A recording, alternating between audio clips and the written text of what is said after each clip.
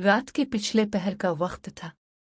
एक छोटे से कस्बे की सुनसान सड़कों पर एक कमजोर सा बूढ़ा शख्स फटे हुए कपड़ों में नंगे पैर आहिस्ता आहिस्ता चल रहा था। इसका नाम बशीर था। बशीर के पास न कोई ठिकाना था, न रोजगार, न ही कोई ऐसा शख्स जिसे वो अपना कह सके। वो सारी रात ठंडी हुआ में भूखा जागता और दिन में लोगों के बचा खिंचा फल रोटी के टुकड़े चुनकर खाता। कभी कभी वो मस्जिद के सहन में बैठकर अपने रब से बातें करता। वो कहता, अल्लाह, मैंने किसी का क्या बिगाड़ा है? क्यों मेरी दुआएं अर्श तक नहीं पहुंचती? एक दिन जब सूरज अपनी रोशनी पूरी तरह फैला चुका था, बशीर एक दरख्त के नीचे बैठा था। इसका पेट 2 दिन से खाली था। सामने एक चमकती हुई गाड़ी आकर रुकी। इसमें से एक खूबसूरत बच्चा और उसकी माँ उतरे। बच्चा आइसक्रीम खा रहा था। इसने बशीर को गौर से देखा और अपनी माँ की तरफ देखा। अम्मी, ये अंकल क्यों ऐसे बैठे हैं? बच्चे ने मासूमियत से पूछा। माँ ने कहा, बेटा, ये गरीब हैं, उनके पास घर नहीं, तो हम इनको घर क्यों नहीं देते? बच्चे का सवाल इतना सादा था कि माँ की आंखों में आंसू आ गए।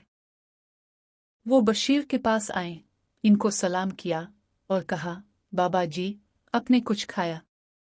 बशीर ने धीमी आवाज में कहा, बेटी, 2 दिन हो गए हैं। अल्लाह तुम्हें खुश रखे, तुमने पूछ तो लिया।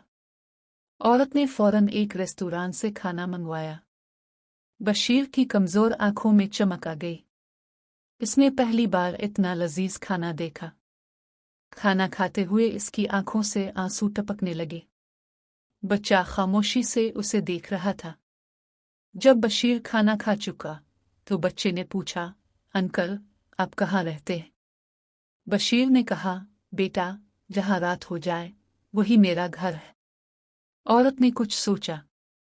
वो अपनी गाड़ी में वापस गई और एक लिफाफा लाकर बशीर के हाथ में दिया। ये कुछ पैसे हैं बाबा जी, आप इससे कोई छोटा सा कमरा किराए पर ले लेना। मैं जानती हूँ ये काफी नहीं, मगर शायद आपकी रातें सुकून से गुजरने लगी। बशीर ने लरसते हाथों से लिफाफा लिया। इसकी जुबान से अल्फाज ना निकले, बस उसने आसमान की तरफ देखा और कहा, अल्लाह, ये कैसी रहमत है।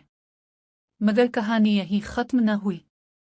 अगले दिन बशीर वो पैसे लेकर एक किराएदार के पास गया। इसने कहा, क्या मुझे इस कमरे में पनाह मिल सकती है?